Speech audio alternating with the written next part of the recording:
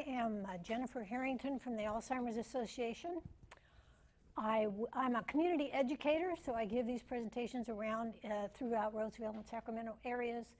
There are other presentations that the Alzheimer's Association provides, so if you're interested, I'll give you information on that at the end. I will be talking to you today about healthy living for your brain and body, and looking at some of the latest research, some of it pretty interesting and not necessarily always obvious. And so I think it will be interesting to go through that, and you'll also get some ideas for how to make changes in your own life to take advantage of that, those latest research findings. So we will be talking about 4 areas: exercise, diet, thinking, and social engagement, cognitive activity or thinking. These are the 4 things that have been found through research to show a statistically significant effect on the onset of Alzheimer's. So you can delay, you can't necessarily change the disease, but you can delay Alzheimer's by some amount if you are doing most of those things on the list. The nice thing about those things is that none of them cost any money. So it doesn't involve expensive medications. We'll also be talking a little bit about making your own plan for how to take advantage of this. So let's take a look at Alzheimer's disease in general. First, before we talk about those 4 areas, obviously, most people know Alzheimer's disease is associated with aging. There is early onset Alzheimer's that people can get in their 40s and 50s. Generally, those people already know that they have the genetic disposition for early onset Alzheimer's. In almost all cases, though, it will occur later in life. What affects how aging occurs, Alzheimer's being one of those? Genetic factors, your environment, and your lifestyle.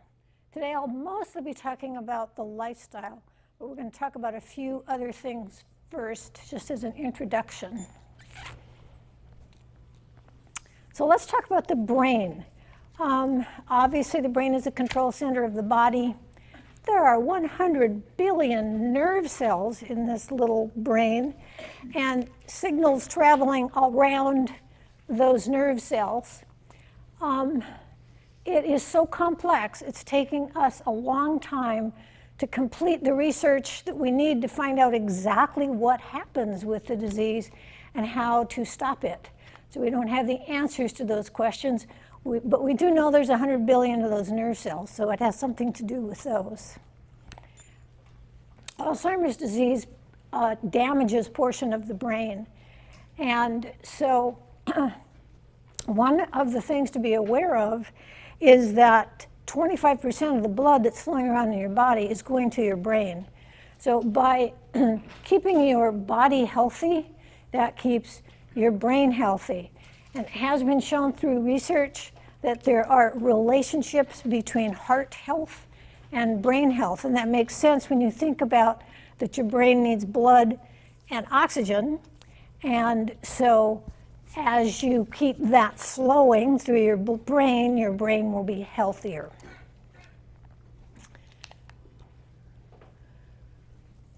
Alzheimer's disease is one form of dementia. So dementia is an overarching umbrella covering many different things. Alzheimer's disease is the most common of those dementia cases, but there are other diseases that you can have. So it's one good reason for if you or if somebody you care for, you suspect Alzheimer's, might be playing a role there to get as early of a diagnosis as possible for that person. Because it might not be Alzheimer's, it might just look like Alzheimer's. And there are other things that have treatments that you would want to know about if that was the case. What are the risks for Alzheimer's disease? Age, we talked about that. Genetics, there's some genetic factor.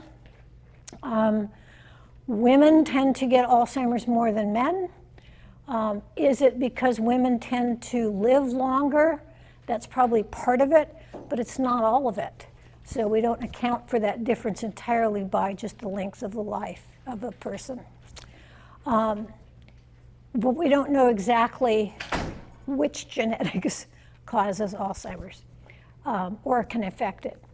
Head injury, even injuries maybe earlier on in life, could have an effect. It's unclear exactly. I know that I'm participating in a trial study where I'm answering questions every 6 months or so. I just do it on the computer. And what they're doing is they're doing a long-term study to see, okay, if I get Alzheimer's, what were some of the leading indicators that they might have seen through this long-term study?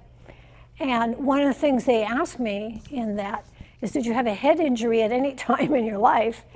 And I had a head injury falling off a bicycle when I was 10. And so I put that down. And I don't know if it actually has an effect or not, but that is something that people are looking at, the scientists are looking at. Cardiovascular factors, what's good for your heart is good for your brain is a good general rule. Heart disease that has been treated aggressively will tend to have an effect on your chances of having Alzheimer's or Alzheimer's symptoms. We don't know about cholesterol. Maybe that plays a role. By the way, one of the things to be aware of in looking at research and results of various studies with Alzheimer's is that it's pretty easy to find correlations, so things that tend to go together. It's much harder to figure out what causes another thing. So we know that there's some correlation between heart disease and Alzheimer's, but we don't know whether it's because there's some other thing that is causing both, or whether it's just that, you know, because the heart's doing its job better, that maybe that helps to delay Alzheimer's. We don't know the answer to the question, we just know that there's a correlation. We don't have treatments for Alzheimer's that cure the disease or prevent the disease. We do have medications that can affect the symptoms of the disease. So be aware of the difference between affecting symptoms and actually changing whether you have Alzheimer's or not. We can't cure Alzheimer's yet. Okay, so let's get into the 4 areas that I mentioned earlier, which is the focus of this presentation. What are the 4 things you can do in your lifestyle at any age that will have an effect?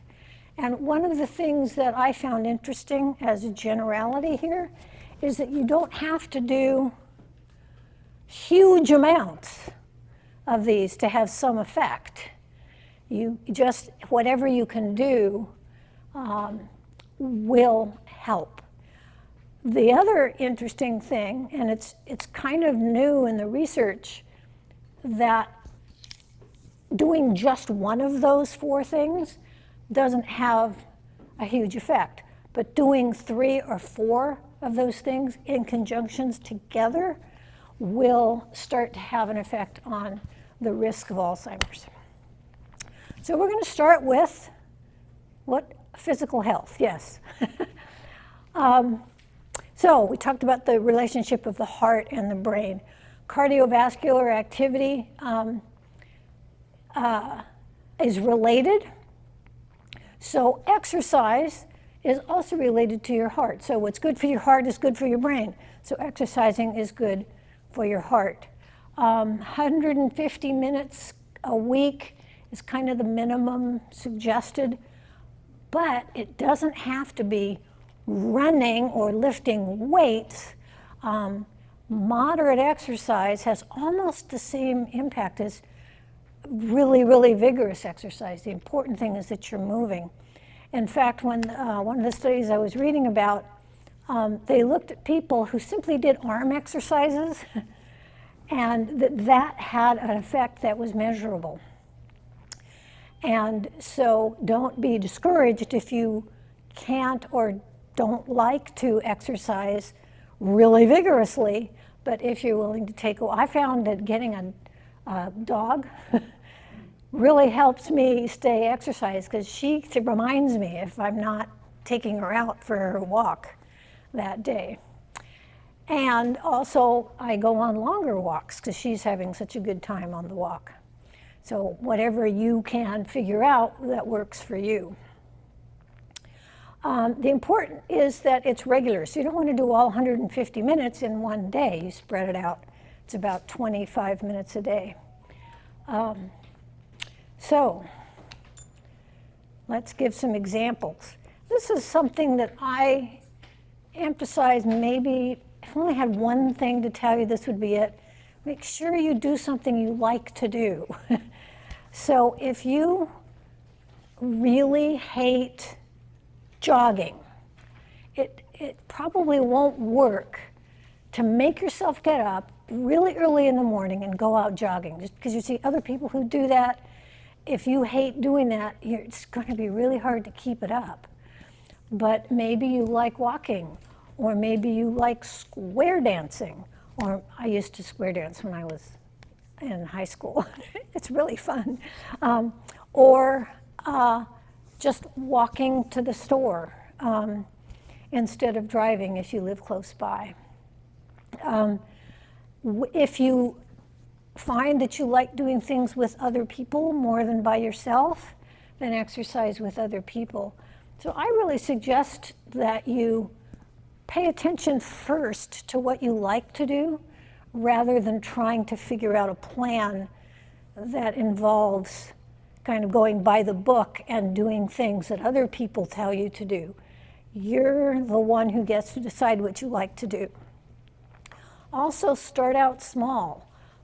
If you decide, let's say you like jogging, but you haven't before, and you decide you're going to go out and jog for an hour every single morning, that's going to be hard to do, plus you're going to be, it's going to be a strain on your body, and you'll probably feel stiff and painful doing that. So start out with 10 minutes. Start small and work up from there. I personally find I do better. By the way, I've gotten feedback when I give these presentations that people like it when I give my own examples from my own life. And it feels kind of odd to talk about myself a lot, but people seem to like it, so I'll do that. So I find personally, I don't like doing exactly the same thing every day. I like variety. And so when I'm figuring out what to do, I will be doing a dog walk one day and another day something else. So, introduce whatever works for you, and it might mean you try different things as well. So maybe you think you'd like jogging, but that you don't actually like jogging. So it's okay to say, I don't really like this, I'm going to try something else. Be sure to be safe. If you're going to be riding a bike, you should wear a helmet. If you're going to be skateboarding, you should be using a helmet. You want to get your heart rate up. Now, I did give the example of the stretches, arm stretches, which doesn't really get your heart rate up that much, but they still have an effect. So, but if you can get your heart rate up, that's even better. Ask friends to join you. Now, that only applies if you like doing things with other people. If you are an introvert like I am, I don't want anybody jogging with me. It's embarrassing. I would rather just kind of quietly be by myself. And of course, check with your doctor if you're going to make a significant change, so that you're not doing anything that will be an injury to you. Obviously, stop smoking if you are. By the way, research shows that if you stop smoking, even if you have been in the past, it will make a difference to stop smoking now. And then moving forward, it does mean you have lowered your risks. Avoid excess alcohol.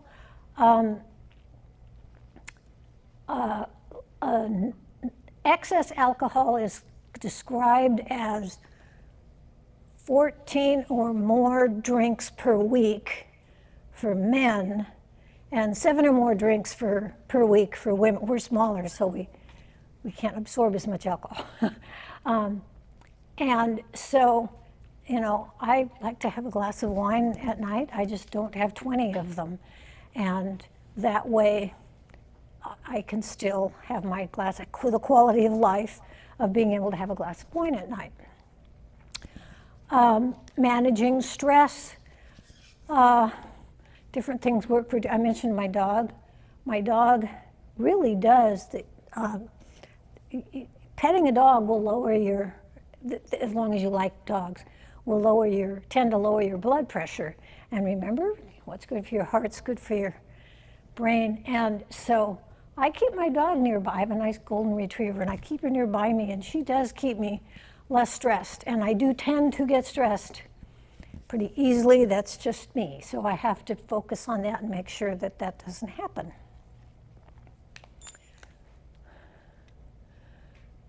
One of the other things that's been discovered as the Alzheimer's Association has been doing more long-term studies is that simply monitoring your activity can make a difference. Your behavior is influenced by what you're seeing when you watch yourself. So simply tracking, now what's nice, I don't know what happens other places, but I go to Kaiser and they have these nice, you can look up your blood pressure in the records, and so you don't have to write it down anymore. But tracking things, whether it's just recording them and remembering or putting them on a piece of paper, does also influence how healthy you're going to stay, typically.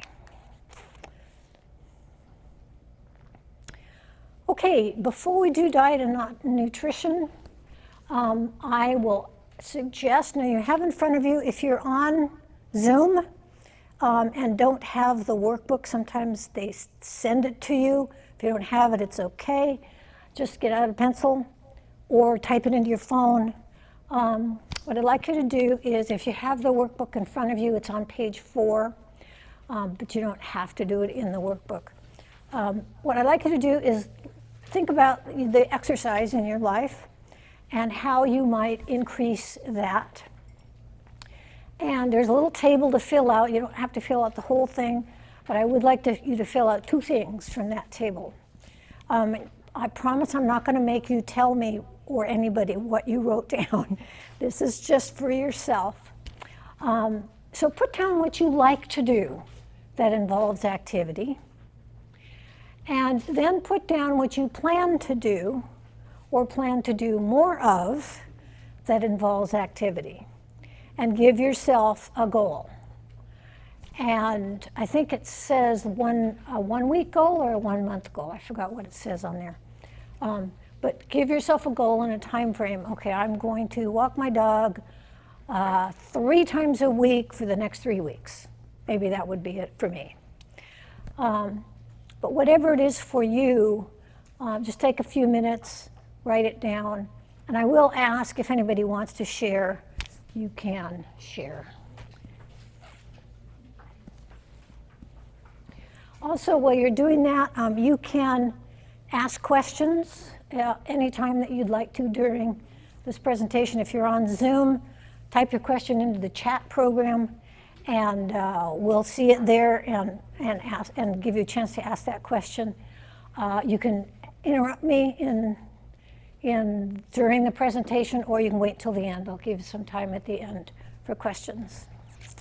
So would anybody just like to share what you put down or what you were thinking about as you were writing something down for yourself? It's okay if you don't. Okay, we'll save that. Check it in a couple of weeks. All right, Any questions about exercise? Are there any questions in the chat? No, okay. All right, diet and nutrition. That's the second item. First item, exercise. Second, diet and nutrition. Same thing, what's good for your heart is good for your brain. The food that you eat, of course, affects your body. The information about what diets to use, you probably heard from your grandmother. So there's nothing like earth-shaking. Less fat, less sugar, lots more fruits and fresh fruits and vegetables if you can. And there has been some research about processed foods. Processed foods do have, eating too much of them, do have an effect on the risks of Alzheimer's. So if you can reduce processed foods, that's really good. There's a couple of diets out that go along those lines. One of them is the Mediterranean diet, so less red meat, more fruits and vegetables, olive oil, nuts, that kind of thing. So again, think about what you like. If you hate broccoli and love carrots, eat carrots. And that's my big downfall, is that it's just too easy to go into the refrigerator and just pull out something that's a processed food, or to have a snack, or open that bag of potato chips that's sitting right there. And so that's my downfall. I just, someday, I had a little rule I set for myself for a while, where I said, okay, every time I open the refrigerator, I'm going to take at least one, you know, those vegetable trays with carrots and different things in the celery and things. I said, I'm going to take one of those pieces of vegetables and eat that, and at least have that going as I, you know, go through my day. I kept on it for like 2 days, so I need to practice that. I don't think there's anything here that I haven't mentioned. Fried foods, unhealthy fats. Now fast foods have healthy options. Salads are often available, though you have to watch out because sometimes the salads have fried chicken. The chicken has the fried coating around it, so you end up with kind of that processed thing. But at least you get the vegetables in the salad when you do that. Okay, take a minute and do the same thing. You just turn the page in your workbook, put down how you, I've already told you, I think I'm going to go back to my eating one vegetable each time I open the refrigerator door. Maybe it'll work this time. But what works for you? What do you like? And a goal for yourself. And I will pause and see if there are any questions on diet. A lot of fad diets all the time around, and just be careful that you stick with what we really know works, which is fruits and vegetables and less processed foods and those standard things. We know those work, use those. If there's a diet that's kind of a fad diet, that's fine, but just make sure it kind of follows those criteria. Okay, cognitive activity. Oh, very good. Oh, what is processed foods? Things that don't kind of happen naturally, like a potato chip, right, is a potato that's been processed and made into a potato chip. And lots of fast foods are processed. A hamburger, depends on how they make it, but hamburgers probably, but French fries are processed. They take a potato and they put oil on it and they fry it and things like that. So hopefully that kind of answered your question about processed foods. Thank you for that. Okay, cognitive activity. This is a little less well understood. It's only been recently we've really realized that just by using your brain a lot, that will keep it healthier, just like using your body keeps your body healthier. And again, we don't know why. Is it because we're using the brain cells and so more blood's getting up there? Or is it because we're using them so the individual neurons don't die? We don't know exactly why, or maybe it's just a correlation and not a cause.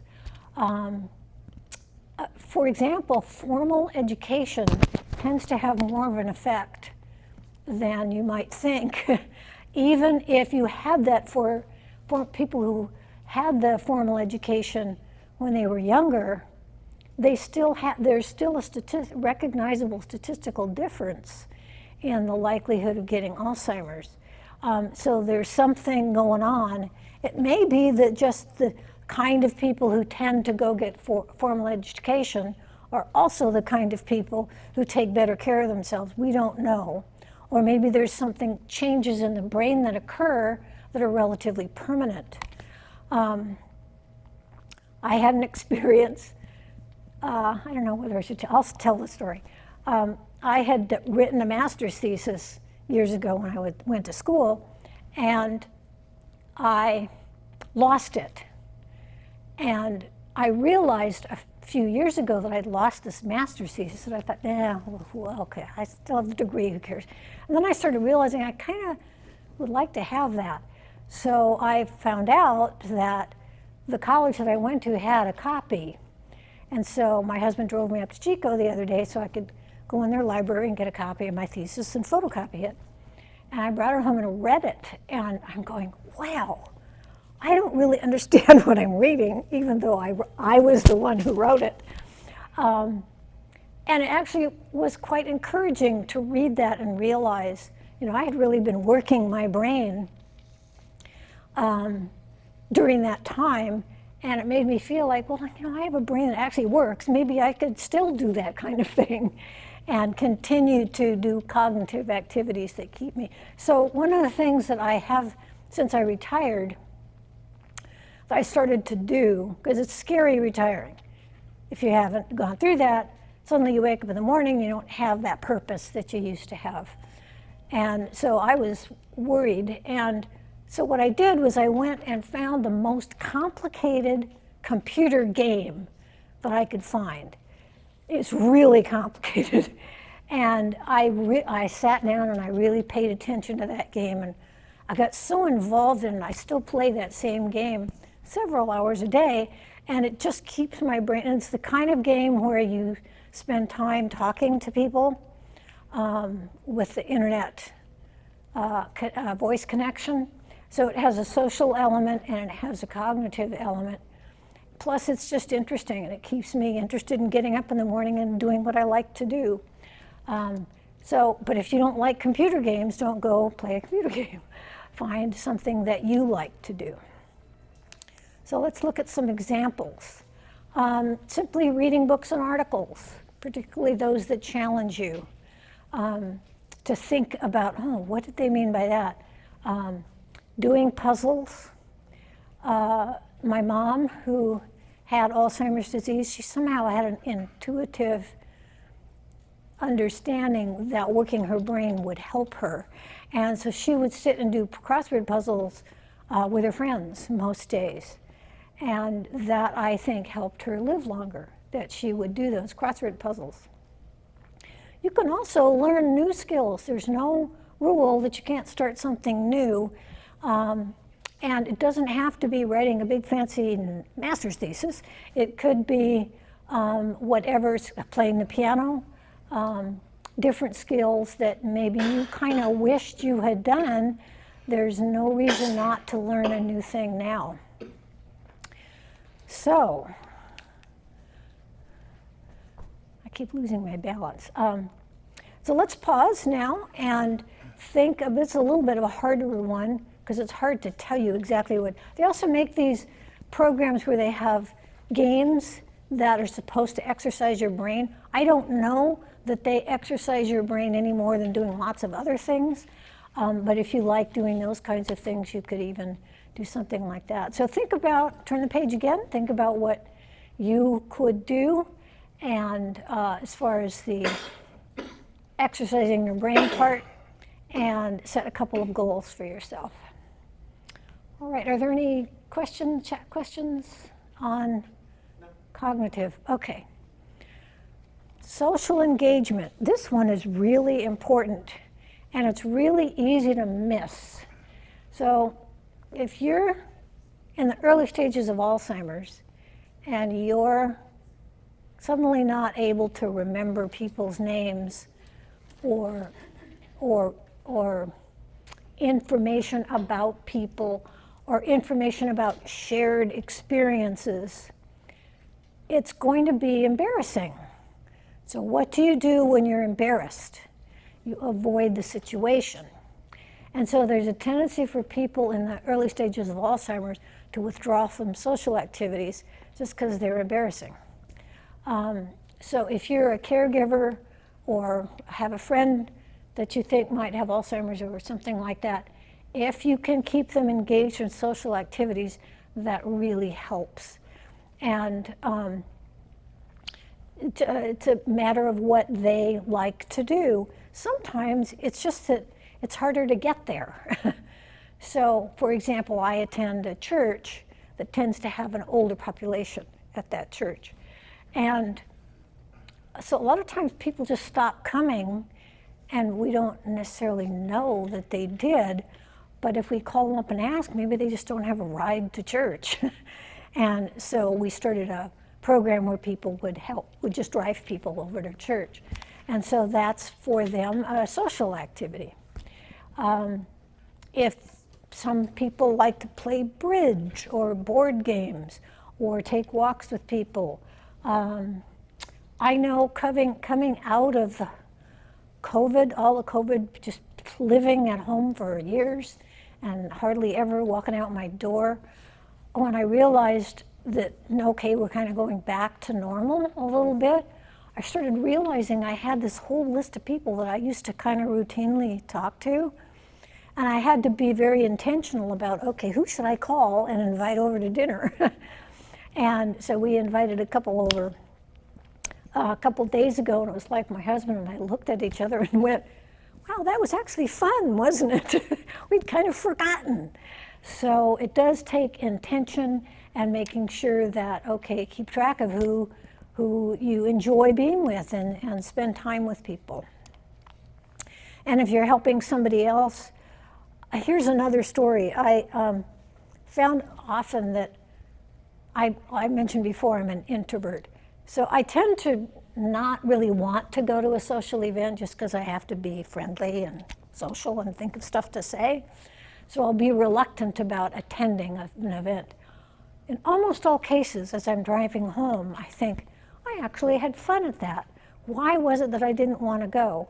And I feel much better now than I did 2 hours ago before I had been at that event. So there's something about that social activity that lifts my spirits that I have to be intentional about reminding myself that that occurs and making sure that I am keeping up my own social activities now that I can do that. So you can help other people, your friends.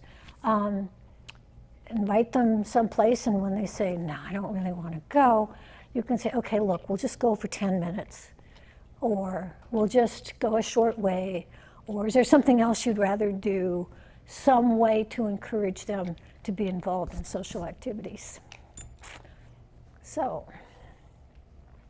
I think I mentioned most of these. Staying involved in the community, just simply saying hello to people if you're out taking a walk, doing volunteer work.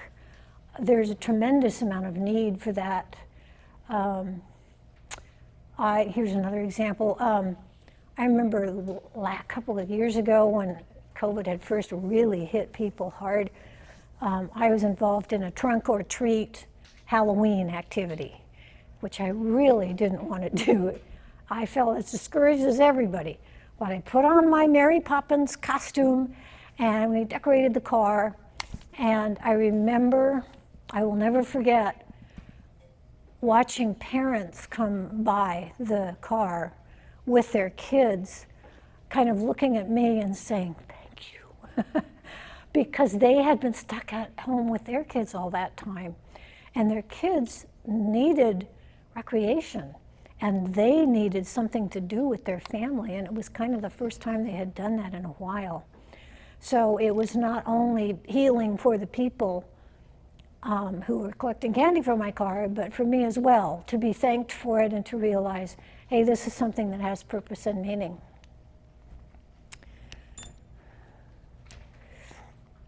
Okay, so again, go ahead and put down some social now if you get a whole bunch of social activity already, you don't need anything more, write down what you are going to make sure you continue to do. You know, as people go through their stages of their life, there's this time when your kids are little and you have like zero time for anything. It's like, what? You want me to do more things? But as you gain more leisure in your life, it's easy to just keep dropping things and not keeping up what actually feeds you socially. So if you have plenty to do, write down something, put it in with your Christmas decorations or something and look at it every few years and make sure you're continuing to do that social activity that you enjoy. So putting it on, by the way, there's a really nice, I won't go over there, there's a really nice flyer that's sitting there on the table that has all of this together in a circle. Lots of different ideas and suggestions. That's a really good thing to tape to your refrigerator. So you need to put these things together, get moving, move as much as you can. I notice all of you came to this, which involved moving, so you get credit for that already. Eat right, keep your mind active, and stay connected with others. Just 4 things. They don't cost anything, but they do take intention to keep them going. We had a question in-house.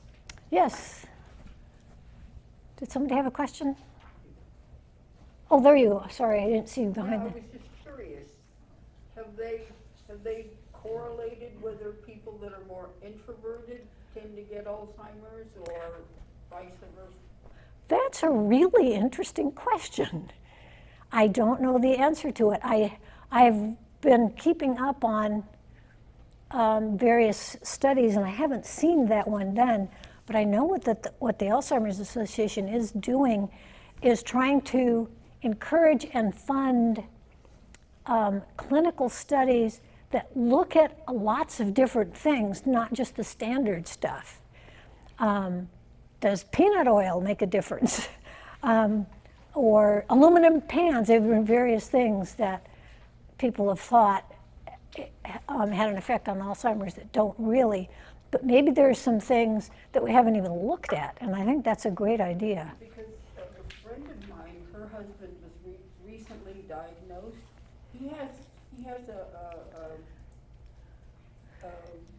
master's degree, but he's very introverted. I mean, he meets one criteria, but in the other. Oh, right, so there's kind of a missing one out of that 4. Yeah, and here's where you get creative as a companion or a caregiver. Does he, and I can speak from experience because I know that, just an example, an unstructured social event with lots of people at it in a closed room where it's really hard to hear the people talking, that absolutely makes my skin crawl. I can't do that for long periods of time. By unstructured, I mean we're not really doing anything other than making small talk. But if I'm doing something with people, say a service project, volunteering for something, and it's very structured, we all know what we're doing. I don't have to do small talk, but I'm with people and we usually tend to talk anyway. And I'm never kind of standing there awkwardly going, okay, should I walk over there? Should I go talk to somebody? I mean, the experience of being an introvert is hard to describe, but that's one of them. Well, Yeah. the reason I was thinking about it is because he's an accountant.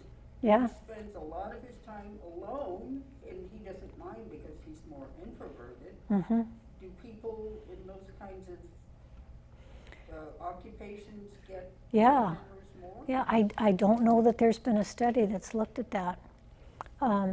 But key is to look for things that involve either smaller amounts of people or a different kind of activity to do together that they enjoy, or even like people who play games with me don't believe I'm an introvert because I become a different person when I'm playing the game, and I don't know why. Maybe it's because they can't see me. But for some reason, just structuring it in a different way has changed my ability to interact with people and be social with people. And of course, each person is different individually, but key is to be kind of creative and see if maybe there's something that, like think about the arm exercises where just doing one thing differently can make a difference.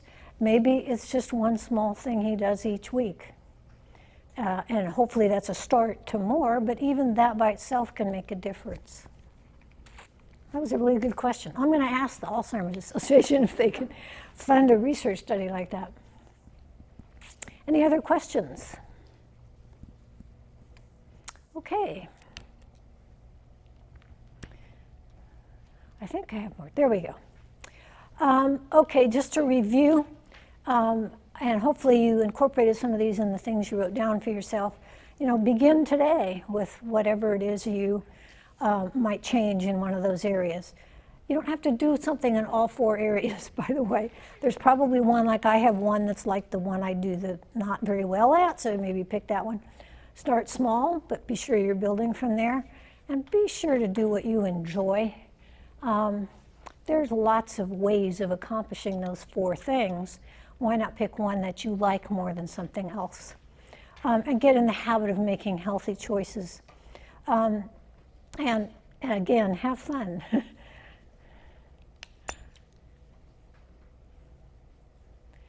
I mentioned before about kind of fad diets. There's also fad research.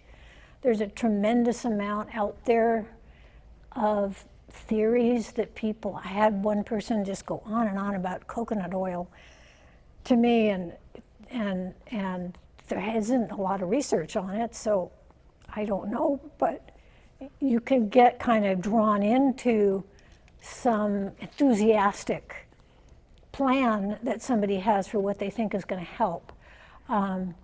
And it's not always good, well-conducted research that actually has a control group and the different things you need to have a good study. So be cautious about big promises and miracle cures. There aren't very many of them, so a good way to sort information is to go to the Alzheimer's Association website. I'll have the site coming up soon. And they have a section on research, latest research, and you can look there and see what actually has been done properly and does show good results. And go to your doctor. If the doctor is good, if the doctor's not good, go to another doctor.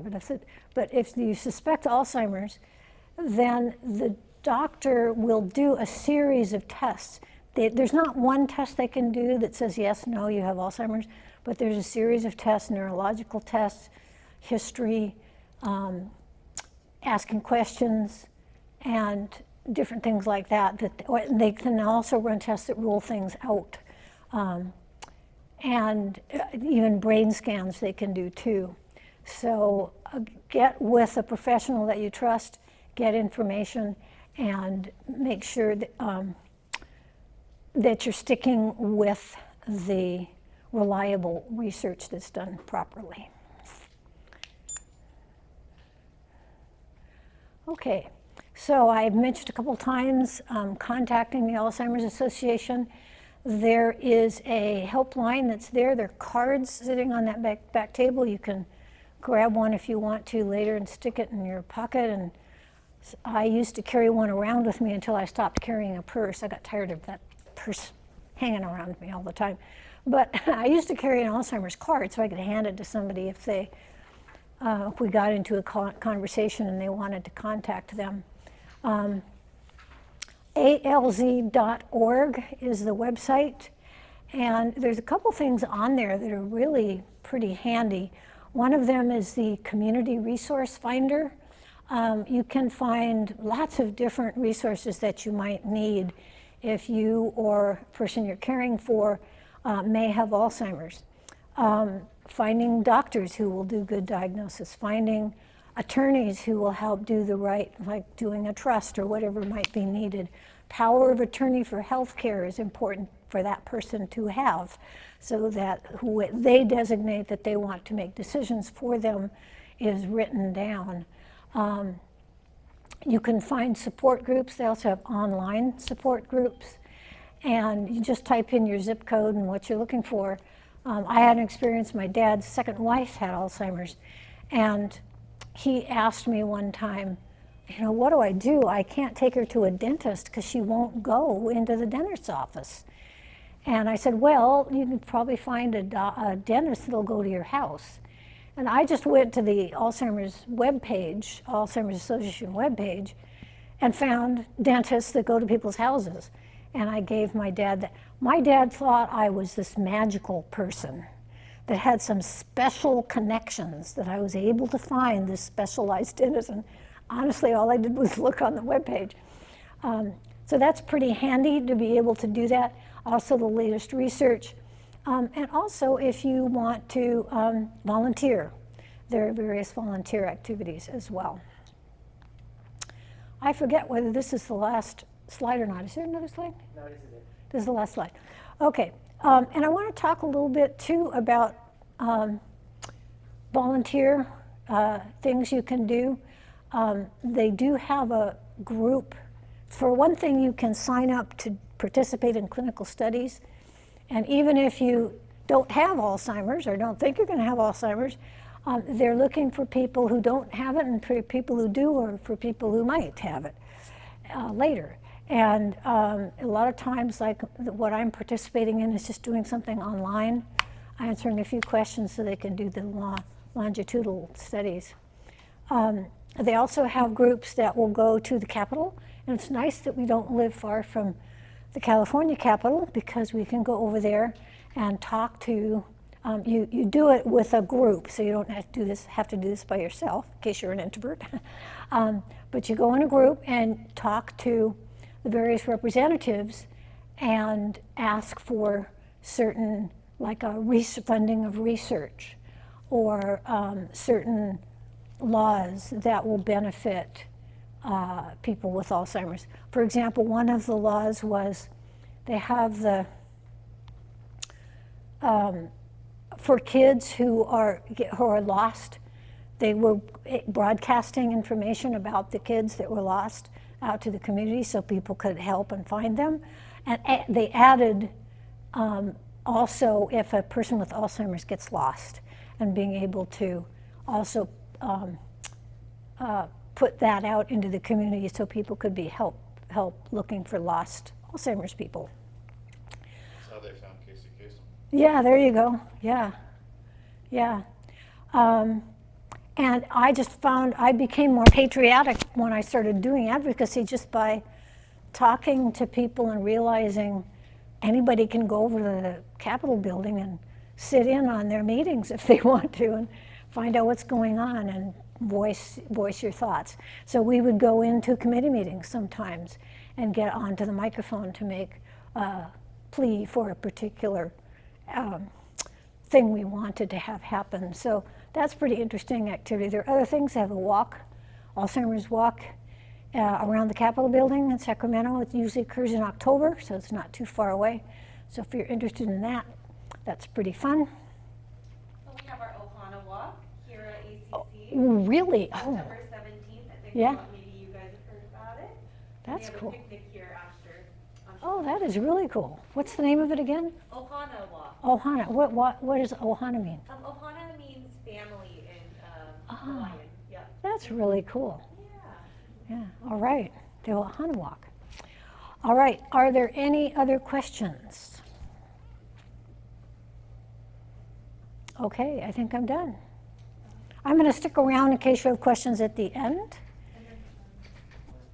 Switch to, Yeah, a little bit, maybe have a, 5 to 10 break here? yeah, we Before could we do. go to the train? Yeah, if you don't mind. Wanted to I do- don't know. Good break, they can take a break. This is an outfit.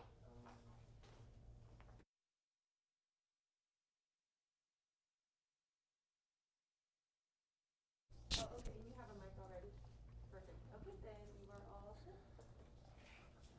I mean, do you want to give our ladies and gentlemen here a few minute break, or do you just want me to go right into it? Does anybody, if anyone would like to take a break, the bathrooms are through this door here.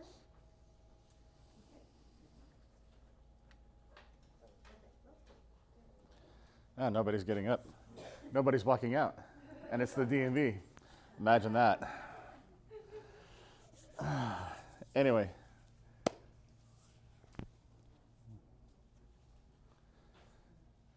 Waiting for my slide to get up. There we go. Oh, wait, I need the thingy.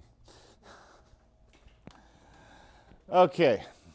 For those of you that don't know me, my name is Jared Seberg. I am a driver safety manager with the Department of Motor Vehicles. I'm based out of headquarters here in Sacramento, and I cover the Northern California area, which covers all the way from the Oregon border all the way down to Modesto, Central Valley, okay? With that in mind, my division, Legal Affairs Division, we were created in order to assist seniors to get through the horrible, tragic bureaucracy that the DMV is, right? So like I said, we're here to help. I can provide information for just about any kind of resource that you need from the DMV. I've got a couple issues on my plate right now that I'm having difficulty finding answers for. But again, I can at least direct you to somebody that knows the answer or can get you the information. And I'm also here to clear up confusion. When you talk to me, I'm not like a typical DMV employee. Well, you need to fill out this form, reg number, whatever, right? I tell you exactly what it is, right? You need to fill out our application. You need to go get a report from your eye doctor. You need to get a medical form from your physician, right? I explain it to you in simple English so you're understanding what we're actually needing. This chart here, when we were first created back in 2003, there were a bunch of rumors going around saying, senior drivers are the worst drivers out there on the road, right? Well, there was evidence that a few senior drivers do have difficulty driving. The most famous one, his name was George Russell Weller, and he was the reason we were created. He was 86 years old, plowed through Santa Monica's Farmers Market, got gas and brake confused, killed 10, injured 70. Guess what he was diagnosed with? He had Alzheimer's. He had mid-stage Alzheimer's that we were not aware of. And neither was law enforcement or anybody else. So the state of California tried to do a ton of things to seniors in the community, and they started rallying and railing against the department and law enforcement. And finally, the department said, we need to make sure that there are people that can talk to the seniors and explain to them what's going on. And that's how we were created, right? So bottom line, it used to be, and I'll get to this here in a second, but if you take a look at this chart, it's unintentional deaths. The blue ones, unintentional injury, that includes collisions and crashes, right?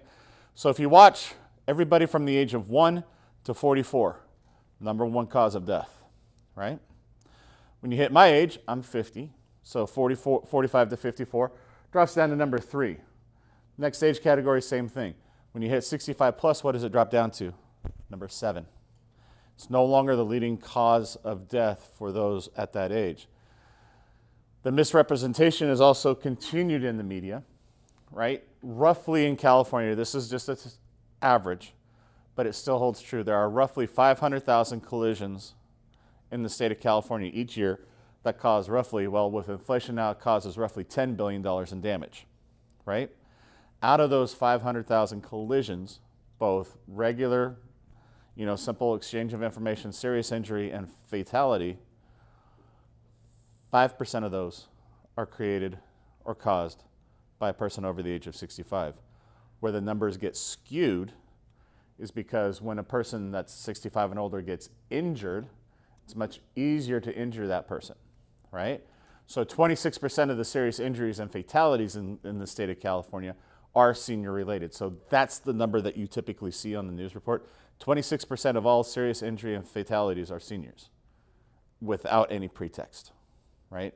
So just keep that in the back of your mind as we keep on going along, because my whole unit, and there's only 5 of us in California, we were designed to assist you to get through DMV, especially in a couple certain areas. Hold your questions to the end, write it down if you need to, but please hold the questions down because I probably will answer the question as we go along, right? So mobility matters, right? My generation, Gen Xers, I'm an early Gen X, I was born in 72. My generation is the last generation that actually views the driver's license as an independence, the ability to remain independent, right? Generations after me have grown up around cell phones, computers, internet, and all the like, and so they'd rather talk to the person on the phone, on the computer, rather than go out and see them. When I was 16 and I got my license, I wanted to get the heck out of my house and go visit my friends and have the mobility to do it without having to bug one of my parents, right? But we understand that my generation and before, this is a serious issue. If we're talking about taking away your driving privilege, we know that mobility matters, right? So people like me, people like ACC Services, we look to see if there's any kind of alternative transportation solutions that you can offer. ACC Services, I've done presentations here before. They have a very excellent transportation system. I don't know how far you guys go anymore. I know for a while it was like the 12 zip codes around you, and I know you guys have expanded out slowly and to out even further, but it's a cheap ride. It's like $5, they'll take you there and bring you back so you can still maintain your mobility, right? Other services, Uber and Lyft have sprung up.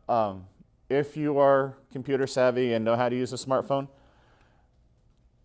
while I'm not supposed to say this, I do it anyway. I recommend Lyft over Uber because Lyft, when you go to their little smart app, it'll actually tell you whether or not that vehicle is handicap accessible and whether or not it can provide handicap transportation, right? So there is that Lyft has over Uber, right? But again, aging happens to everyone. When I was 20, I didn't need glasses. When I was 40, I finally needed glasses. And 5 years ago, I had to go to bifocals, right? I'm slowly losing my vision as I get older, but that's just natural course. Other conditions start to creep up as we get older, right? High blood pressure, high cholesterol, diabetes, and of course, the one that we're talking about today, Alzheimer's disease or dementia, right? These tend to show themselves as our bodies begin to break down because we have been walking, moving, doing everything for the better part of 5 to 6 decades, right? We have been moving around, we've been active, we've been doing everything, and the body is only designed for a certain time frame. You do have a mileage, you do have an odometer on your body, and at some point it's going to say, I can't do this anymore, right? Loss or limitations on key factors of driving. These are strength, dexterity, flexibility, right? And cognitive ability. All of those wrap up into the ability to drive, right? And with dementia, Alzheimer's disease and its similar cousins, wrapped up under the dementia tree, the loss of limitation to cognitive impairment is the one that we focus in on today, that I'm going to try to focus in on today, okay? Now with dementia, right, your cognitive ability, the Alzheimer's Association, and if you've ever seen a head doctor, I haven't done this presentation regularly in a long time, so I can't remember their actual technical name, but a person that works on the head and the brain. they will tell you that there's 12 different stages, approximately 12 different stages that dementia goes through, right? We had them simplify that. When the law came out, when they changed the law because of George Russell Weller, and they decided that they had to do something, right? They convened a medical board, our state legislature convened a medical board, and they said, okay, at what age should we bring a person back in? The initial thought was 50, right? Well, that got shot down, right? But then they decided, they convened a medical board, and most of the doctors in there, they had 100 doctors. Now imagine a room with senators, assemblymen, and doctors all trying to come to a good opinion. Ain't gonna happen, right? But the majority of the doctors that they talked to determined that at around age 70, if nothing has shown itself yet, they should probably be seen at least once every 5 years by us, because that's how long our license is. So that's why the law currently as written, modified because of COVID, but currently written states that once you reach age 70, you're no longer eligible to renew by mail.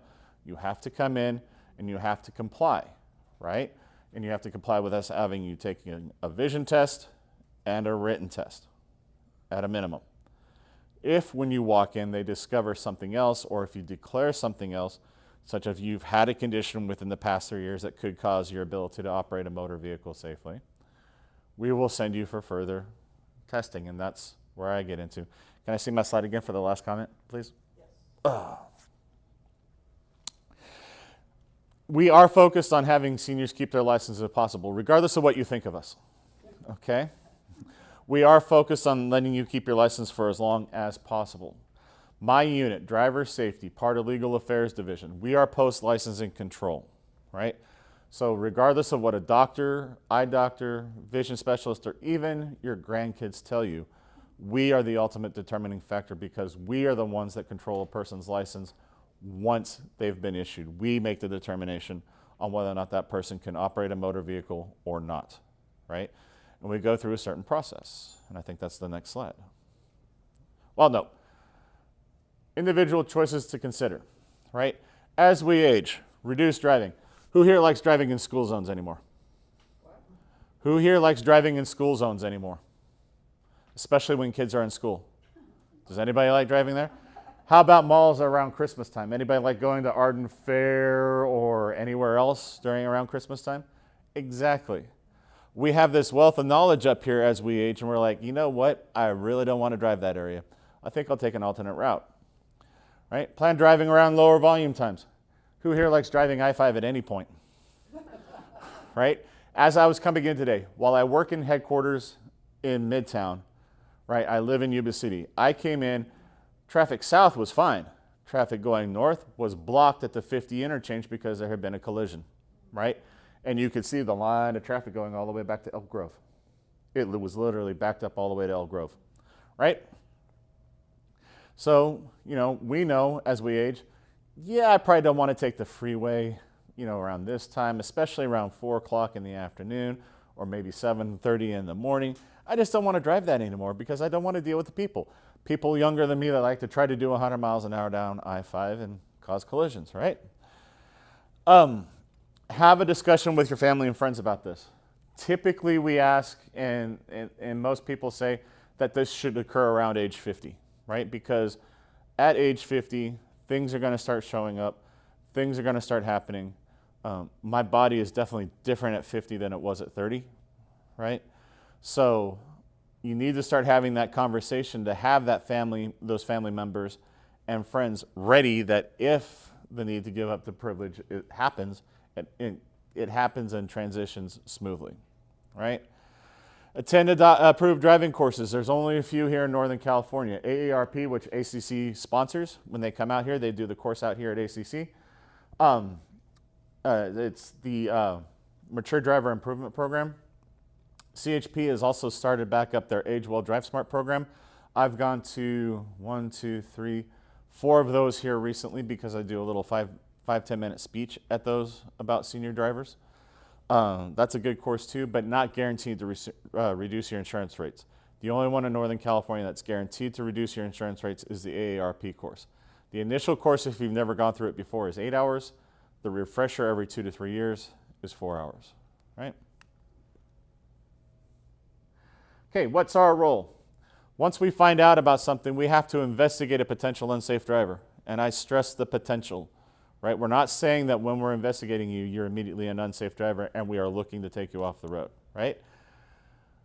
The investigation starts when we find out somehow, some way that something has happened, right? For dementia, like I said, I'm going to focus in on dementia. That is a mandatory reporter for doctors in the state of California. What that means is, by health and safety code, if you are diagnosed with any form of dementia, they have to report it to us.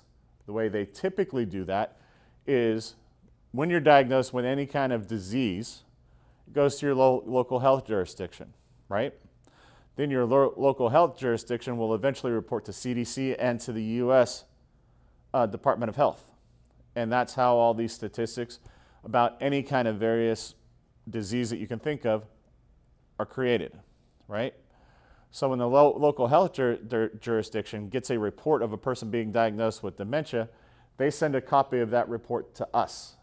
It's called a confidential morbidity report, and it lets us know that the doctor, the emergency room, nurse practitioner, whatever, has diagnosed this person with a certain condition that either is dementia or simulates dementia, and we have to take a closer look, okay?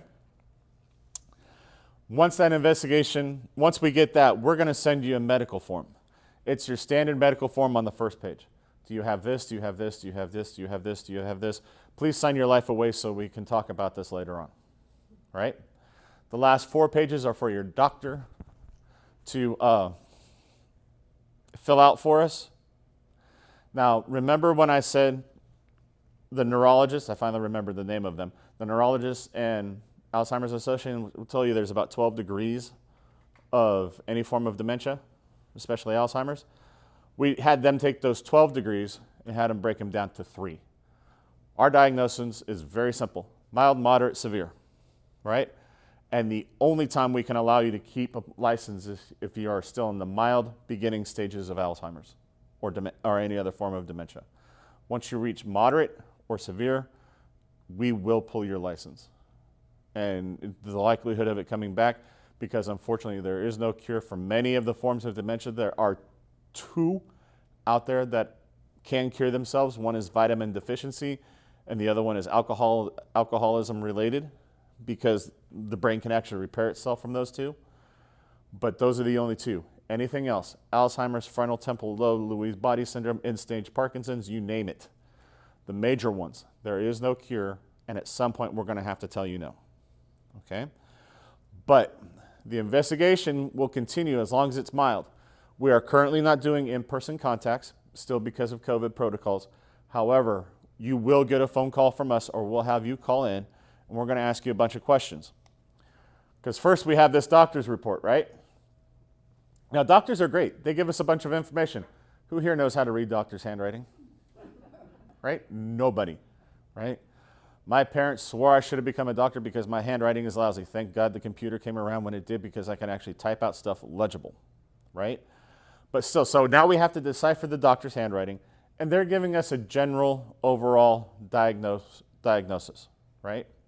They're giving us an idea of what's going on, and they're giving us a good idea of what's going on. However, if we can, at this stage, and interview you, we will. And we're going to ask you a bunch of questions related to the condition, what kind of driving you do, and what kind of medications you take, right? The reason we ask those questions is because regardless of who it is, and I'll focus in on Alzheimer's disease. Alzheimer's disease, I can point out 15 people that are diagnosed with Alzheimer's disease, and it affects them each differently. So we want to know how it's personally affecting you, right? How is the condition affecting you? Are you having trouble remembering this? When we used to do in-person contacts, they used to bring in family members. I would point at the family member. Do you know who, because I was a hearing officer for 6 years. Do you know who this person is, right?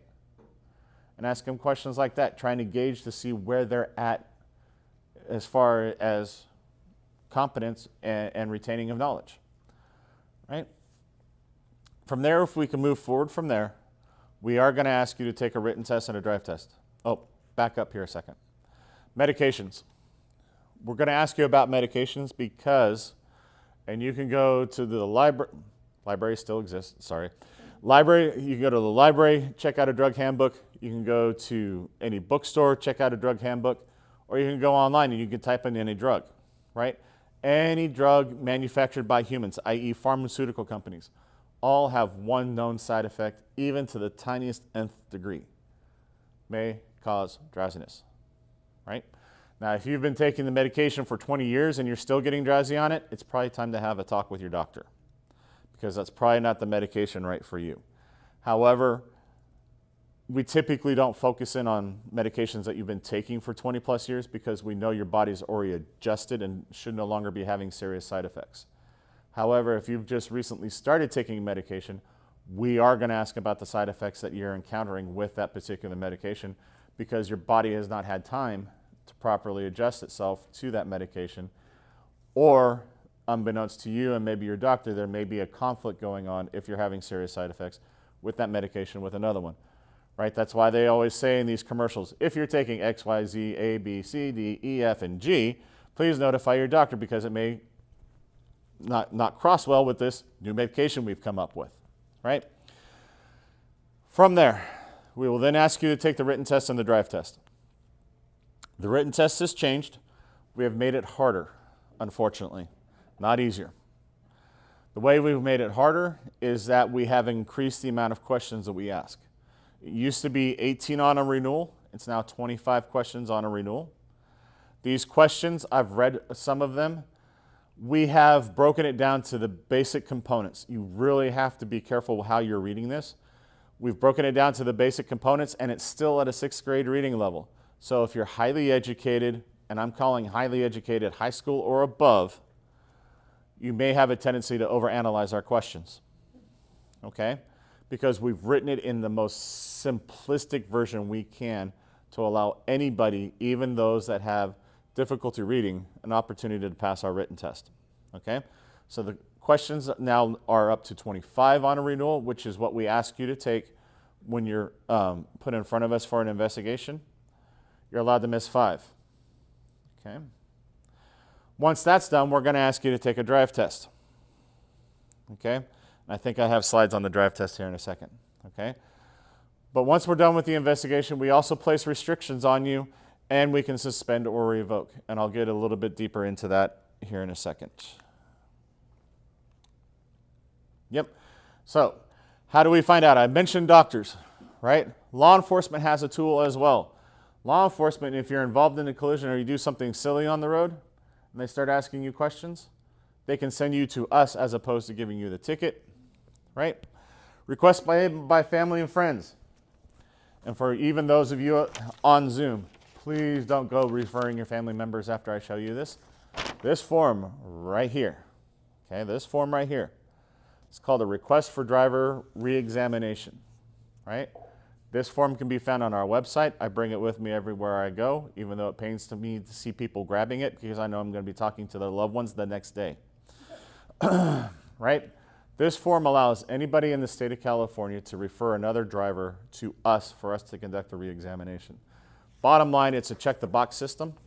Top is, you know, is it medical conditions first or is it, no, driver conditions, yeah. So medical conditions that are known, and then driving behaviors. What's wrong with their driving, right? Top, if you know their driver's license number, please give it to us. If not, we need name, date of birth, and address for us to locate the driver's license number, right?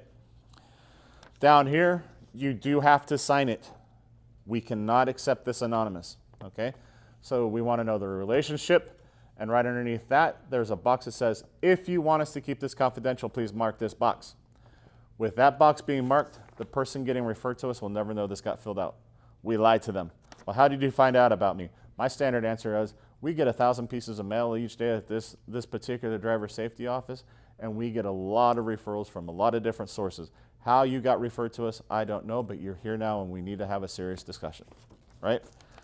And then down at the bottom, it gives you the addresses to all 18 district offices for driver safety in the state. You mail this form to the nearest driver safety office, and we handle the rest. This allows you, the person that's concerned about another person's driving, to let us be the bad guy. Everybody hates us anyway.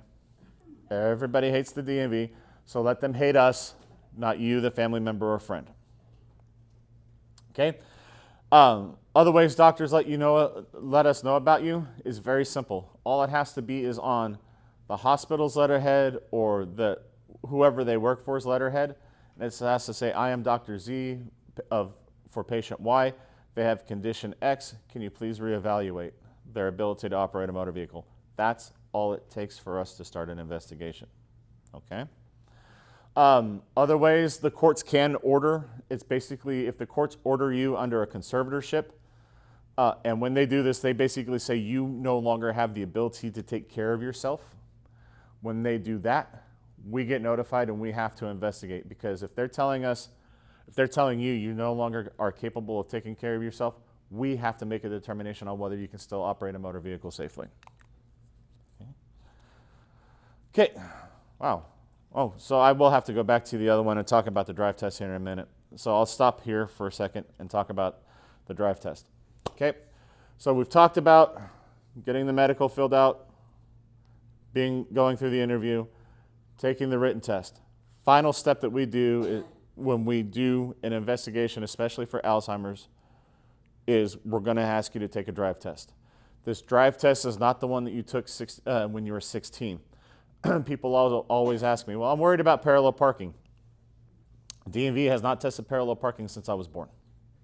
We eliminated parallel parking in 1972. The only skill that we truly test is how well you back up. But here's the kicker. 65% of the people that take our test first time, when we're asking them to take a test in this nature, not the original test, not the test to get your license, but a test of this nature, 65% of the people that we ask to take it don't pass. There are 3 key reasons why we've noted, and if you grabbed any of my information, that little white packet has top 10 reasons for drive test failure. Number 1, we have never called it driving too slow. We call it driving too cautiously, and I still do it to this day. I'll give you an example, my own personal example, okay?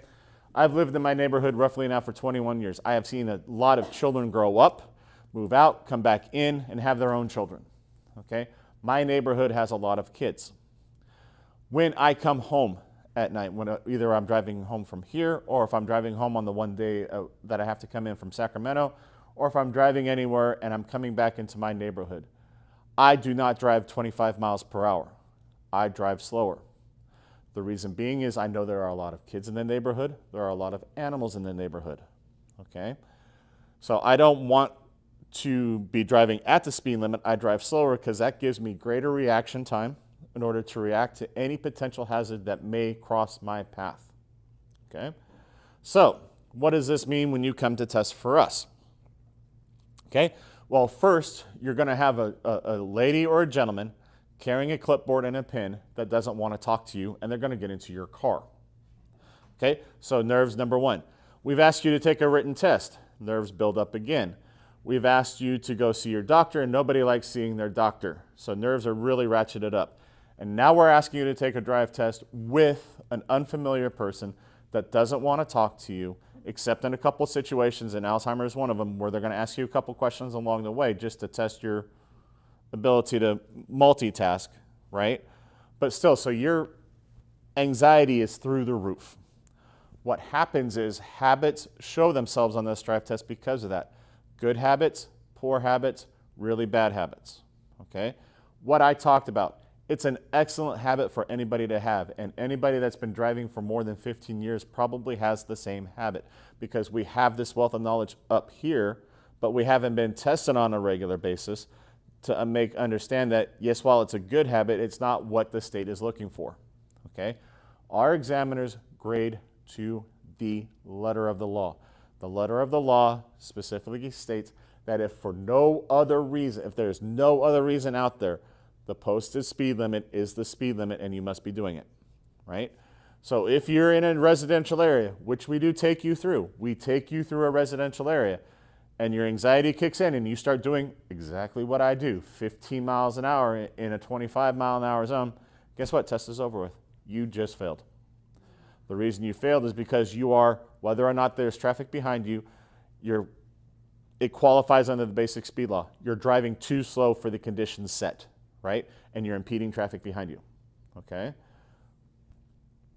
So that's reason number one. Reason number two, people don't pass our drive test. And I know this is silly. I know this is silly because people in California refuse to use their turn signals anyway. But people don't do lane changes properly. Now, I was taught in high school in the late 80s a particular acronym. It's called SMOG. Signal, mirror, over the shoulder, go, when safe, right? That still applies to this day, okay? We still ask you to do that, right? We want you to use your turn signal. And I know people in California refuse to use that stupid blinker, okay? But we're asking you to use the turn signal. We're asking you to look in the mirror for either a right or a left lane change. And we're gonna have you do two each. We're gonna have you do two lefts, two rights. So look in that mirror, glance over the shoulder.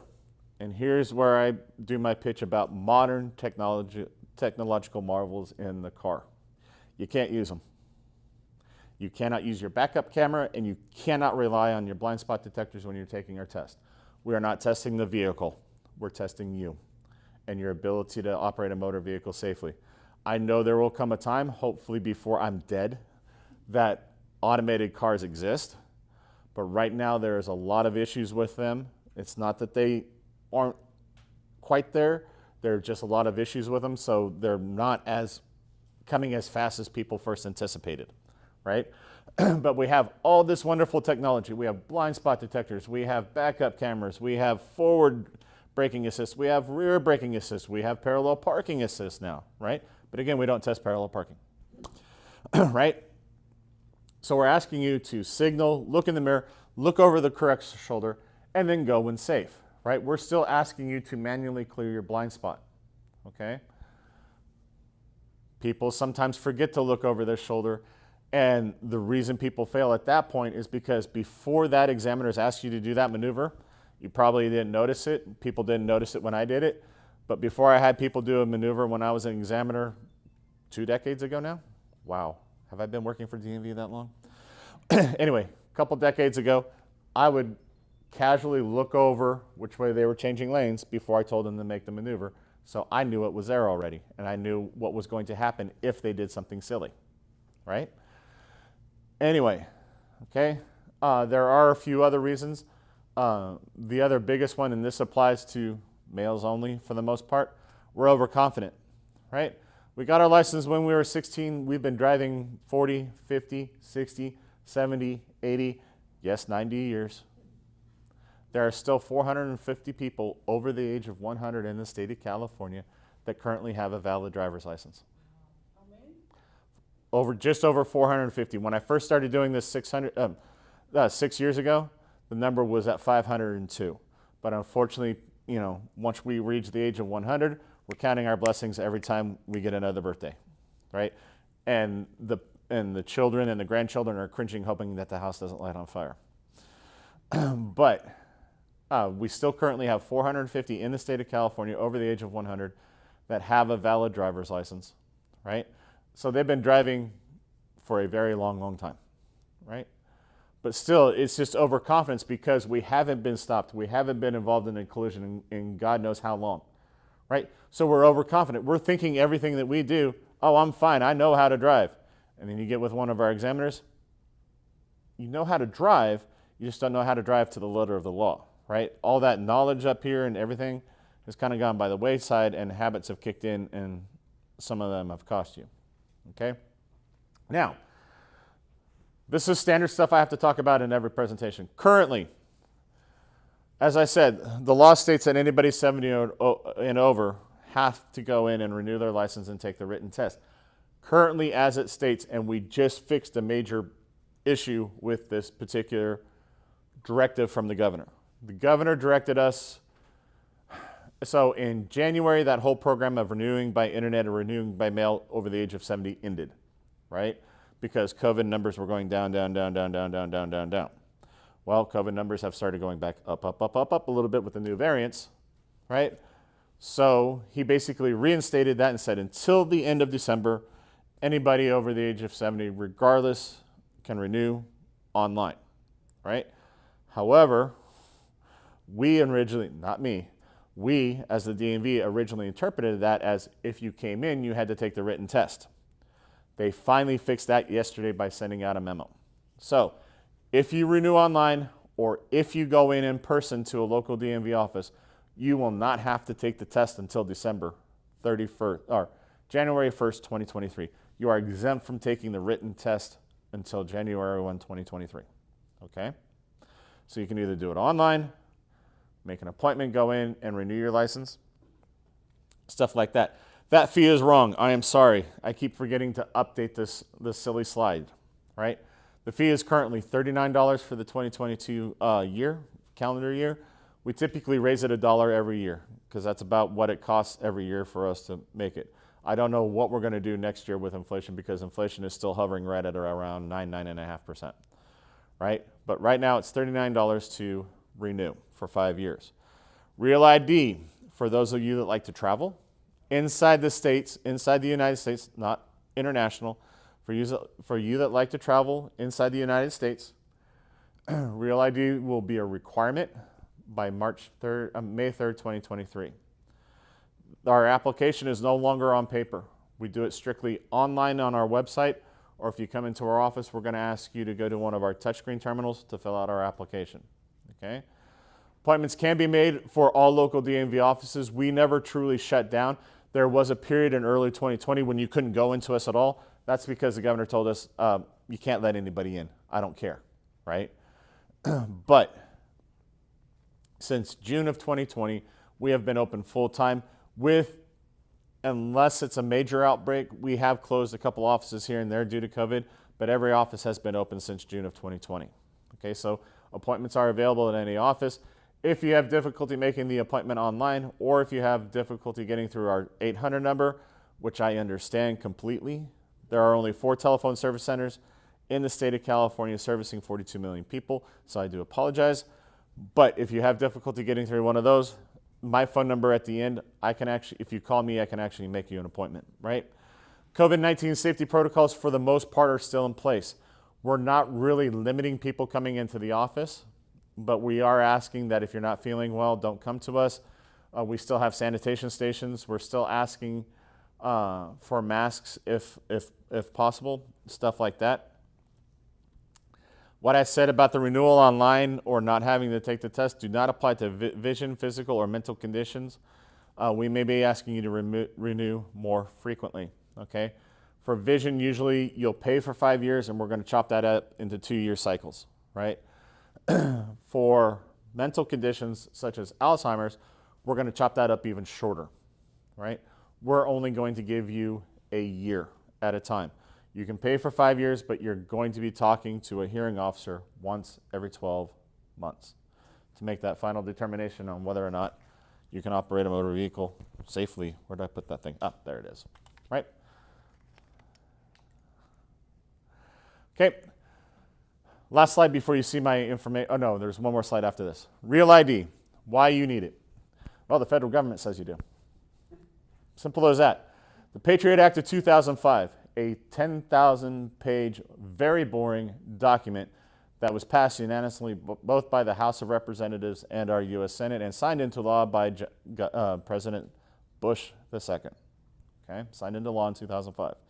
It outlined a bunch of different safety and security protocols.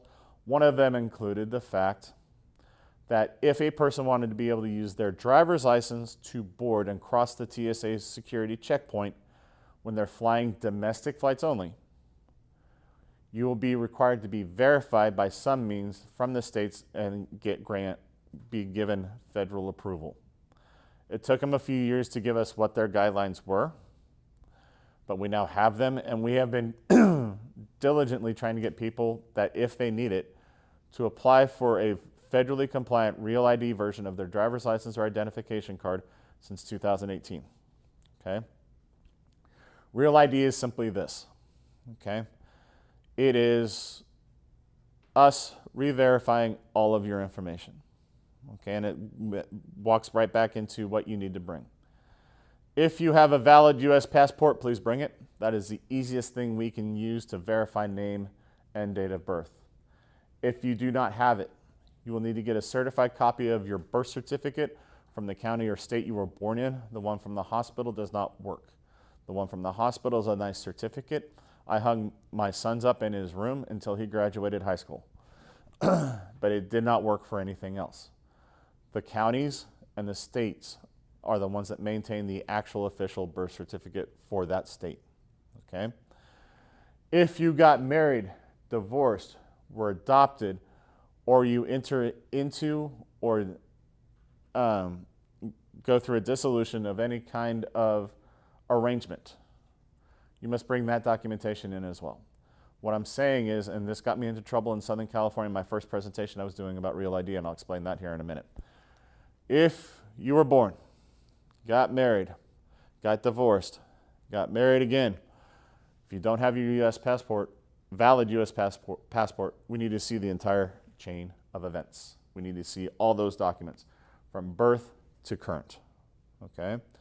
If you have a U.S. passport, you've already gone through that pain for the federal government, and they have everything recorded on that thing for us, because when we use a U.S. passport, we scan the actual Department of State, the federal Department of State's records for that passport, and they give us all that information in a dump, right? Again, going back to how I said this got me into trouble. The gentleman that trained me, his name is Jaime Garza. He is one of our greatest assets as far as Office of Public Affairs. He used to work for Channel 13 here in Sacramento and moved on. He was a producer and director for Channel 13 for the 6 o'clock news, right? He moved on to what he thought was bigger and better things. DMV, news, take one, lose one, who knows, right? But now he's working for us. And he trained me on how to do the presentation for Real ID. And he thought it would be a good thing for my first exposure to go with him down to Southern California and do a presentation in Hollywood to actors and actresses, right? So I got to that part, right? And I said, if you don't have a U.S. passport, you need this. I had a young actress, I'm not going to mention her name at all, but she's asked me, does that mean I need to bring in my 7 divorce decrees and my 8 marriage certificates in order to prove this? I go, if you do not have a valid U.S. passport, then yes, ma'am, you do. She got mad at me. She looked at her 2 bodyguards. The 2 bodyguards started coming up to the stage. I looked at Jaime. I said, I'm done. Have fun. And I ran, right? But that's the hardest part for people to get about Real ID. We need to see these documents again, okay? We used to, for a period of time, actually need to see the Social Security card. The federal government finally relented on that and told us, as long as you get the number and if it verifies through the Social Security Administration, we're good. Because we have been verifying Social Security numbers through the Social Security Administration for over 20 years. So they said we don't have to have that anymore. But you also have to bring in 2 forms, 2 documents with your name and your current physical address on it. One of them can be your car registration. You're already going to drive your car there, so you have one. Any kind of bill, cell phone bill, utility bill, you name it. Medical bill, insurance bill, bank statement, credit card statement, anything that's official from any kind of source that has your name and your address, and we can use it. If you choose that you don't want one, and that's absolutely fine. We're not forcing you to get this, right? If you have other documentation, such as a valid U.S. passport card, military ID card, active duty retired or military dependent, if you are a foreign national and haven't fully gotten your naturalization status or your citizen status, and you still carry your green card works. If you have a valid foreign passport with authorized entry into the United States, right? That works. And there are several other documents at the TSA website that they also list, too numerous for me to list, but those are the 5 biggest ones I can think of besides the driver's license that TSA will automatically recognize, okay? Changes in innovation to the DMV. We have been drug kicking and screaming into the 21st century. I work from home 4 days a week now. They actually got us nice laptops to work from home, so we work from home. But our online services are available 24/7. The driver's application has now you can fill it out at home now. Written test is offered on a computer at the local office and or online, okay? For those age 70 and over, you're not going to see this part of our program until the next time you renew. But right now, what we are doing, and it's past pilot, we have actually implemented this. If you are a first-time applicant to California, if you are younger than 70 and you're required to renew and take our written test, or even if you're a provisional, okay, a brand new licensed driver under the age of 16, at 15 and a half, you can actually apply for your permit. For anybody else besides seniors and they're required to take the written test, what happens is you go in, fill out the application, finish that out, then it'll say, hey, we're going to move you to the education/test component, but you need to pay first. It'll slap you over to our payment system, you pay, and then it'll send you back to our testing program and or education component, okay? And that will allow you to take the written test online. Many of the documents you have at home, if you have a scanner, if we're asking for like a title, pink slip, you can scan that and send that to us. You can actually scan if you're going to apply for Real ID, you can actually scan those documents and send them to us. You still need to bring them in for us to verify, but we already have them scanned, so you're going to be there a lot less time at the DMV because we already have the scan, so we don't need to rescan them, right? Any document you think of that you need to send in for DMV for any reason can probably be scanned and sent in to us. You can also find most of those forms on our website, okay? We have tons of tutorials on YouTube, right? Just type in DMV for YouTube. There are 2 different ones. One's for teens, and there are actually videos. I usually have a video at the very beginning of this and the one for Real ID. The one at the beginning kind of explains what the Senior Driver Ombudsman program is. But because we have technical difficulties here and kind of a non-talking relationship between Windows and Apple, they told me to take the videos out just to not cause issues. So I didn't have the videos in it today. And I have no problem about talking about Real ID or what we do, right? But if you go to YouTube, there are tons of tutorials, and all of our books that you can potentially think for needing can be found online. Okay.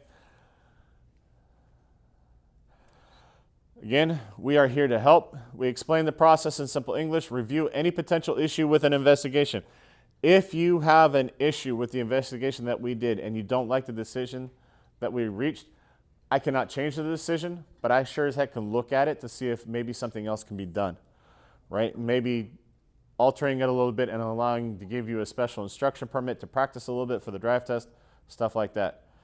I can provide important forms and information. If you can't find it on our website, I can get you any form you need, right? DMV likes killing trees, and I'll kill a few more to get forms for you if you need them, right? And assist in finding alternate forms of transportation if necessary. Like I've already touted ACC's senior services for their transportation. It's an excellent system, especially for South Sacramento and the surrounding areas. And again, I got to figure out how far they extend out now. But there are other transportation systems out there, and we can assist to find you alternative modes of transportation if you have lost your ability to operate a motor vehicle.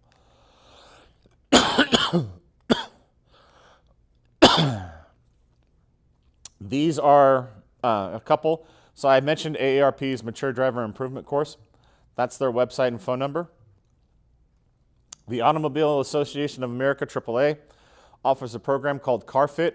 Basically what this does is allows them, you go to them and they set up your vehicle to you ergonomically, right? They tell you where the seat should be adjusted, how the mirror should be adjusted, how everything should be adjusted in the car for you to make it safe for you.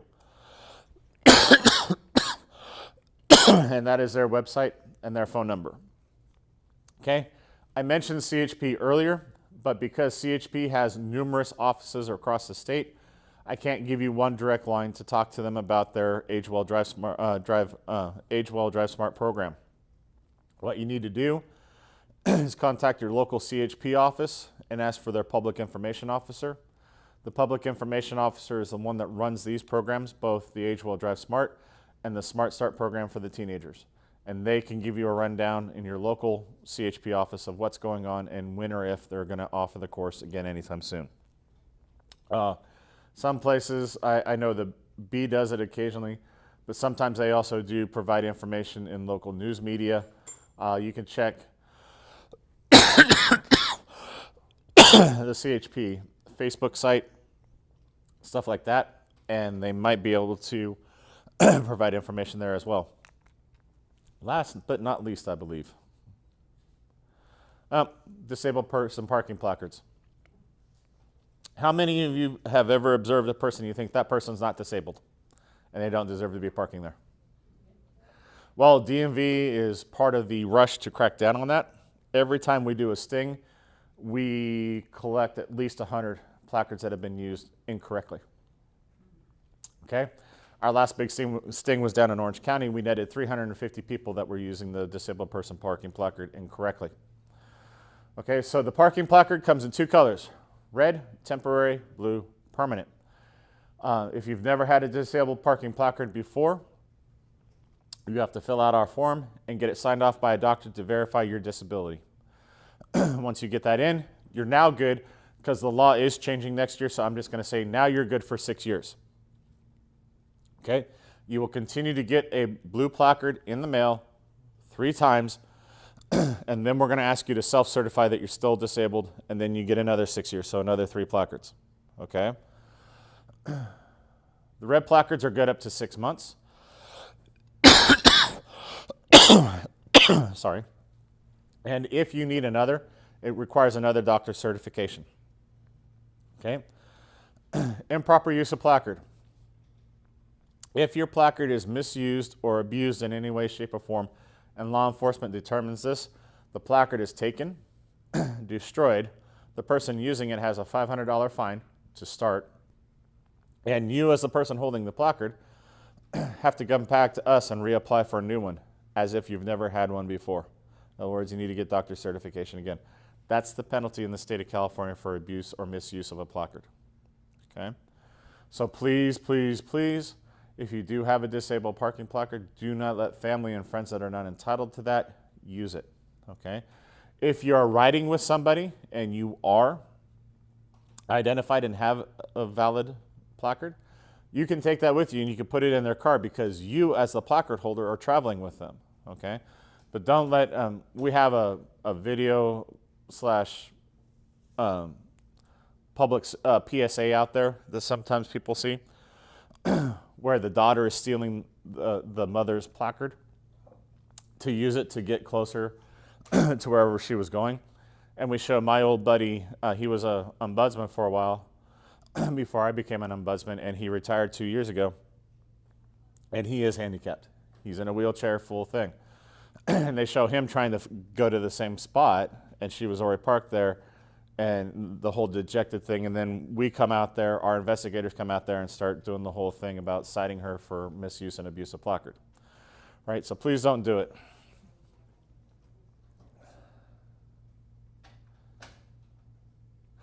Finally, how to contact us.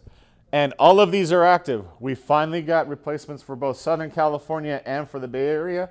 So now I don't have to cover the Bay Area anymore. Thank God. That's a heck of a drive, let me tell you. Trying to drive from here to San Jose, that's not fun. So all of these phone numbers are active. We have 2 here in Northern California, myself and my partner. Her name is Claudia Castro. My number is the first one, the 6464. The second one is hers. Central California, that's based out of El Segundo, and that covers just south of Monterey, all the way along the coast out there and places like that. That's her number. Her name is Teresa Thompson.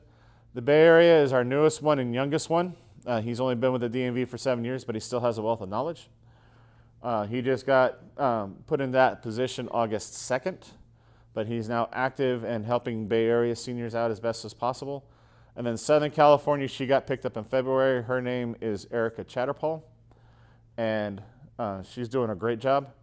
And that's her phone number. She's based out of Orange County. And then the Bay Area one is based out of Oakland. Okay? Let me grab my water. I'm going to go off camera real quick for those at home at Zoom. And at this point, if anybody has any questions, I got about 15 minutes. Do I have any questions online, sir? Not right now. Okay. Questions from the audience out here? Yes, ma'am. My mother passed away in 2000. Okay. They keep sending the placards. Okay. So your mom passed on in 2000 and we're still sending the placard. That's because we haven't been notified of her, the fact that she's been deceased, right? Typically, we get that from the counties. The counties will send a copy of the death certificate or the notice that a person is deceased and send it to us, but sometimes we just never get it, right? So the next time you get a placard, write deceased on it and mail it back, and then we will note the record that that person has passed away, and you'll stop getting them. Any other questions in the audience here? No? Well, yes, ma'am. The real ID. Yes, ma'am. If you have a real ID Uh-huh. and now you need to renew, Uh-huh. do you have to show Okay. the documents again? Okay, so the question is, if you already have attained a real ID, do you ever have to show the documents again? No. Let me rephrase that. No, not yet. You have to remember, this is a federal program, and they dictate to us what we can and can't do. Right now, they have said one time only, and you're good for the rest of your life. Can the federal government change their mind? Absolutely. They've changed their mind on us several times about several other parts of the provision that cover this for what we can and can't do. They've changed it several times on us, okay? So can they change that on us? Absolutely. Do I expect them to? No. Right? Because we've verified it. That information has gone into a national database, so it's held by the federal government, and they have that information, so they should never have to ask for it again. However, again, it's the federal government, but right now, no. Yes, ma'am. I read in the newspaper that you can take a paper test if, Okay. you still can take a paper test. Okay, so the question is about how do we allow people to take the test? Yes.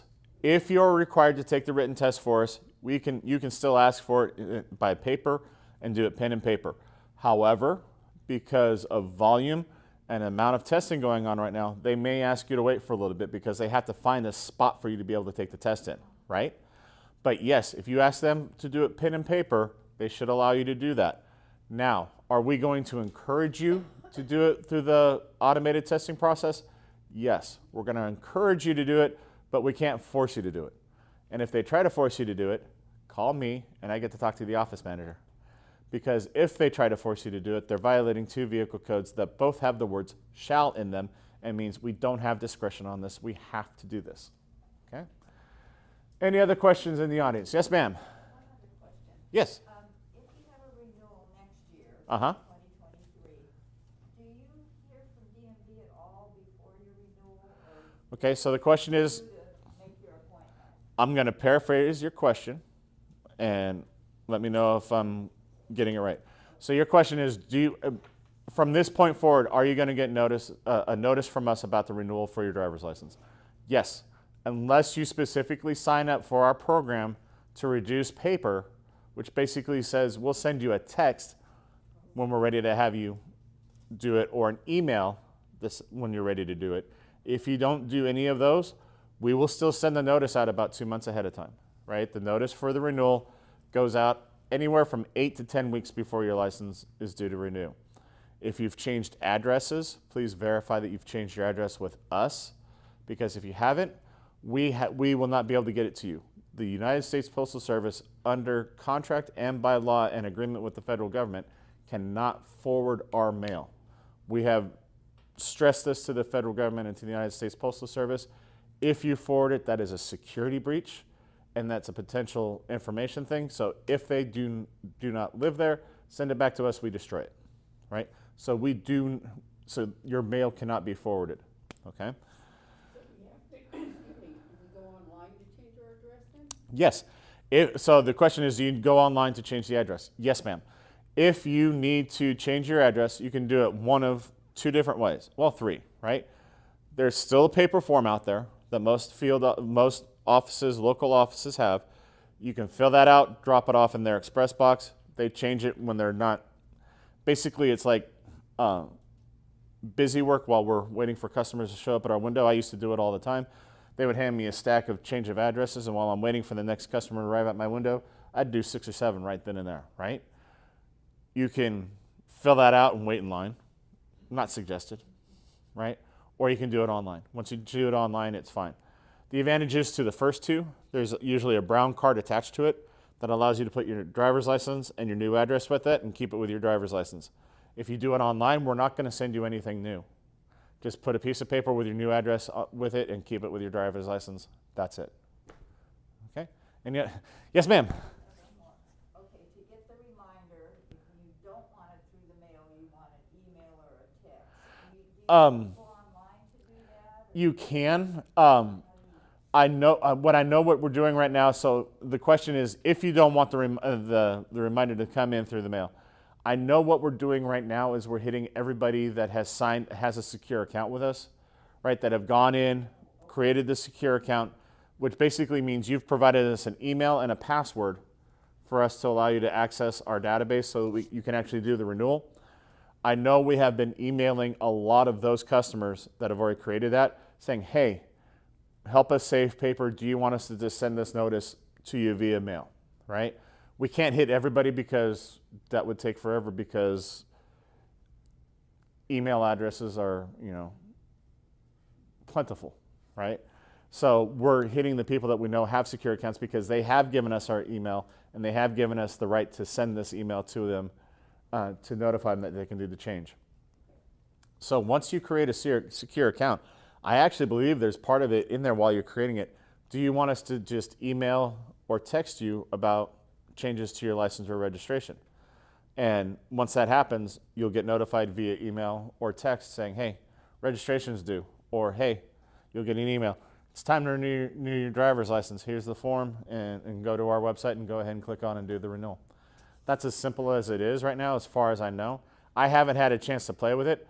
God knows I've gotten plenty of email from the system because I do have a secure account, because I do my car registration online, and I did do my driver's license, the last renewal, online as well, right? So I am constantly getting emails. I just haven't gone and done it yet. Any other questions from the crowd? Yes, ma'am. Okay, what do I need to do if I want a new driver's license with my new address on it? Okay, so the question is, if you change your address and you want a new license with the correct address on it, make an appointment. Because you got to go in, and we're going to do basically a duplicate for you real quick and fix the address, right? You're going to pay us a bit of money. We're not going to take a new photo, but we will change the address, give you a temporary license, and the new hard copy will show up in about 2 to 4 weeks after that, okay? Any questions online yet? No. Wow. Any other questions from the crowd? Nope. Do you have any questions for the Alzheimer's Association before we both ride off into the sunset? I'll tell you what, you guys have been a great crowd. This is always a great place to come to. I enjoy coming to ACC services. Thank you guys for paying attention to me, not throwing anything at me, and not booing me because I'm DMV. You all have a wonderful evening.